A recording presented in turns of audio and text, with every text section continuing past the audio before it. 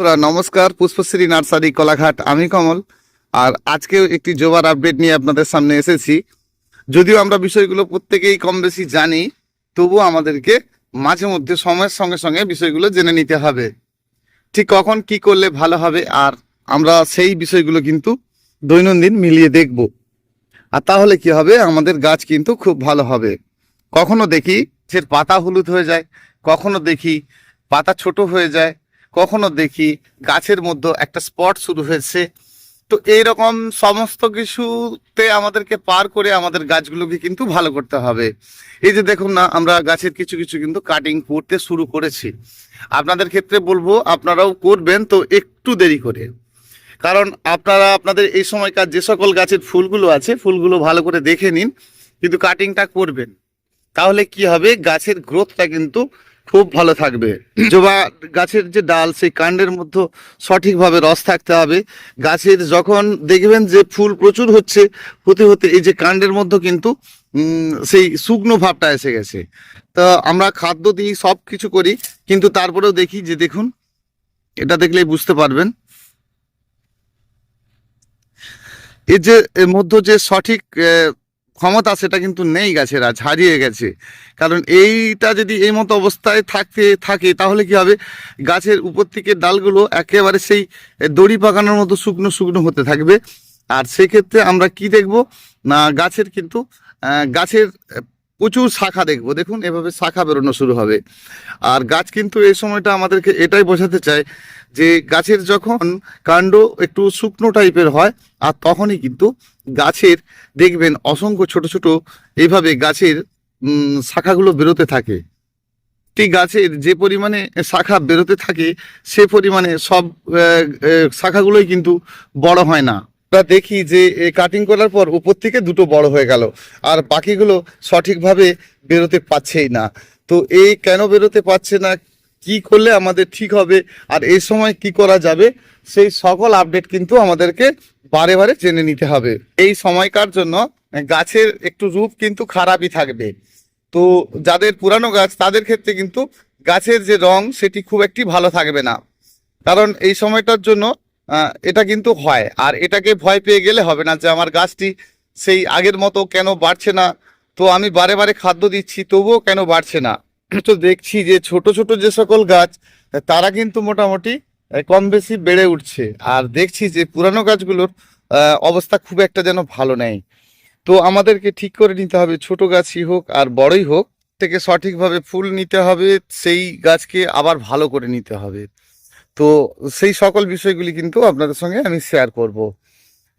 প্রত্যেককে বলবো যে যারা জবা গাছ করেন, তাদের ক্ষেত্রে এটি খুব কাজে লাগবে। আর একেবারে শেষ পর্যন্ত থাকবেন, পুরো ভিডিওটি দেখবেন, নিশ্চয়ই অনেক কিছুই জানতে পারবেন। যারা গাছ করেন তারা খাদ্যের কম কিন্তু রাখেন না, অভাব কিন্তু রাখেন না, গাছে পরিমাণ মতো কিন্তু খাদ্য দিয়ে যান। তো এটা সবার ক্ষেত্রে। তারপরেও আমরা দেখি যে গাছটির বেশ কিছুটা উঠে যাবার পরে ফুলের সাইজ কিন্তু বড় হচ্ছে না, ফুল ছোট হচ্ছে। তো এই সকল কিছু বিষয় আমাদের জানতে হবে যে সত্যি আমরা খাদ্যগুলো সঠিক দিচ্ছি। যে কোনো খাদ্য, সেটা আপনি বাদাম খুইল দেন বা আপনার বানানো কিচেন কম্পোস্ট দেন, তাতে তো একটা বৃদ্ধি করবে, তাই না? আর তাতেও দেখছি যে আমাদের গাছের সেভাবে কিছু বৃদ্ধি নেই। তো এই সকলকে আমরা সঠিক করতে পারবো কিভাবে, আর কি করলে আমাদের গাছ সঠিক হবে। সঠিক সময় তো আমরা ওষুধ দিচ্ছি, অথচ খাদ্যও দিচ্ছি, জলও পরিমাণ মতো দিচ্ছি, এটা হচ্ছে বড় ব্যাপার। তারপরেও দেখছি আমাদের গাছের বৃদ্ধি কিন্তু একদম ভালো হচ্ছে না। সেক্ষেত্রে দেখছি অনেকের কে হয়তো দিতে পারেন যে কেমিক্যাল খাদ্য বোধহয় একটু দিলে তাড়াতাড়ি জবা গাছ বেড়ে উঠবে। তো কেমিক্যাল খাদ্য আপনি দিলে কি হবে, পাতার মধ্যে ডিপ গ্রিন ভাবটা বেশি আসবে। তো সবাইকে বলবো যে কেমিক্যাল খাদ্য কিন্তু খুব একটা বেশি দেওয়ার চিন্তা করবেন না। অবশ্যই আপনারা জৈবের ওপরে বেশি রাখবেন, তাতে গাছের রূপ কখনো দেখবেন খারাপ হচ্ছে, কখনো দেখছেন খুব ভালো হচ্ছে, সারিয়ে নেওয়া যাবে। কিন্তু যদি আপনি সম্পূর্ণ কেমিক্যালের উপরে করেন, তাহলে কি হবে, একটা সময় প্রচুর মানে ফুলও হতে থাকবে, গাছও বড় হতে থাকবে, ফুলের সাইজও ভালো হতে থাকবে, পরবর্তী অবস্থাতে দেখবেন সেই গাছকে আর ঠিকঠাক করাই যাচ্ছে না। তো যাই করছেন, সবার কথা শুনছেন, কিন্তু ভালো করতে পারছেন না। সেই জন্য বলবো বন্ধুরা, সবসময় জৈব খাদ্যগুলো বেশি বেশি ব্যবহার করবেন। এবারে আসি খাদ্য প্রকৃত আমাদের কীরকম দেওয়া উচিত আর কি দিলে গাছকে আমরা সঠিক করতে পারবো এবং গাছের প্রতিটি ড্রেফই যে সঠিকভাবে বেরোচ্ছে সেগুলো কিভাবে আমরা সঠিকভাবে বড় করে নিতে পারবো। খাদ্যের বিষয়টা নিয়ে তো অবশ্যই আসবো।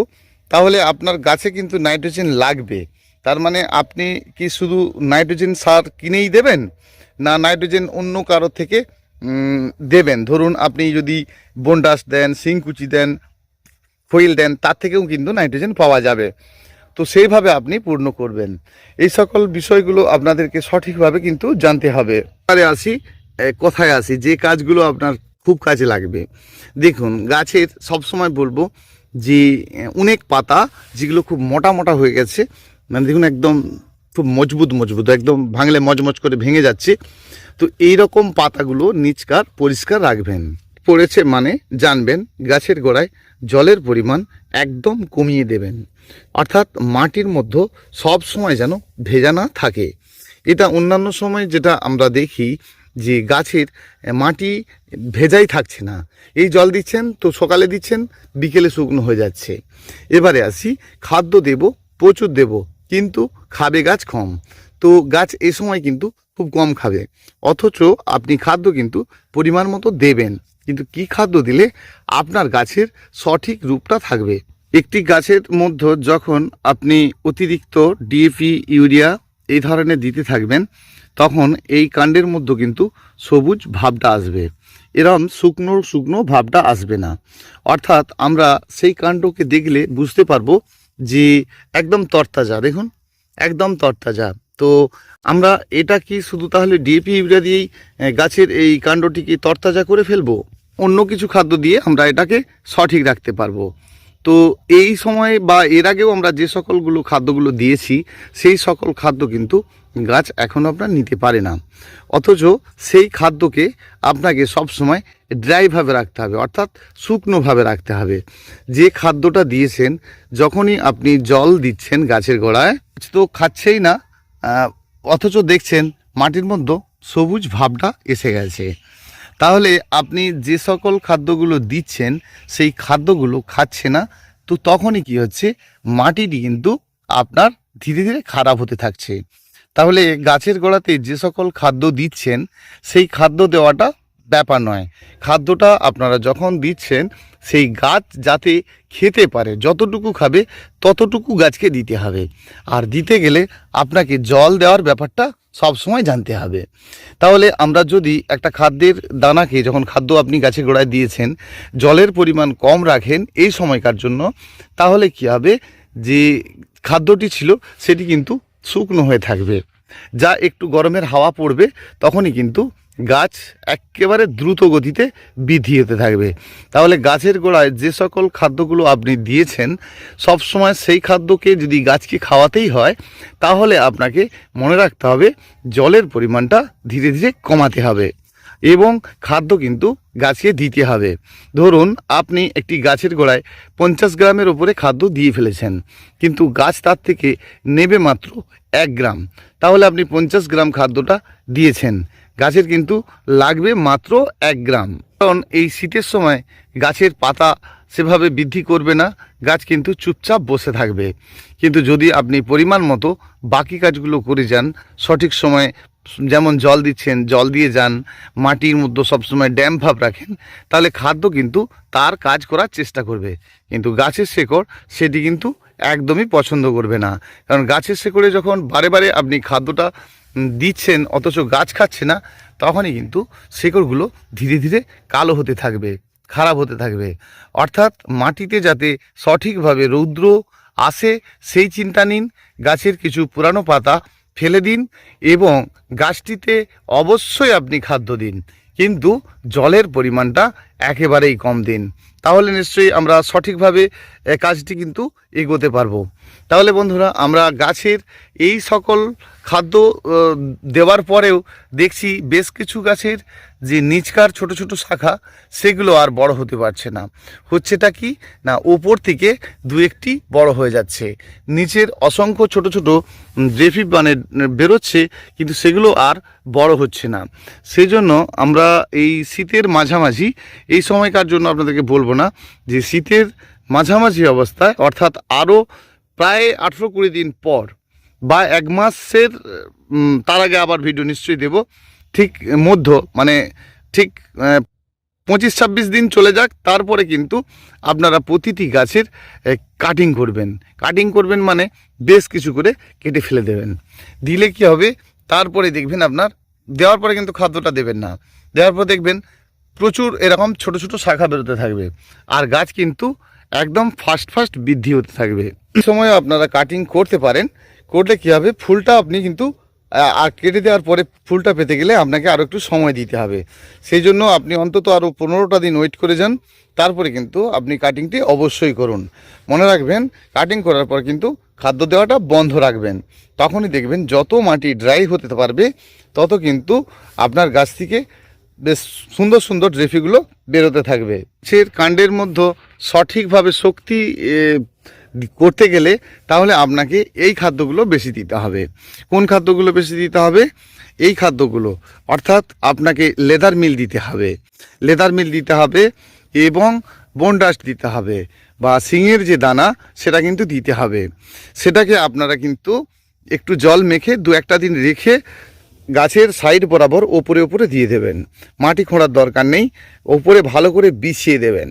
কেমন? বেশি পরিমাণেই দেবেন, কোনো ক্ষতি নেই। একটা টবে যদি আপনি বোনডাস্ট দেন, তাহলে 8 ইঞ্চি টবের ক্ষেত্রে বলছি, আপনারা নিশ্চয়ই বুঝে নেবেন।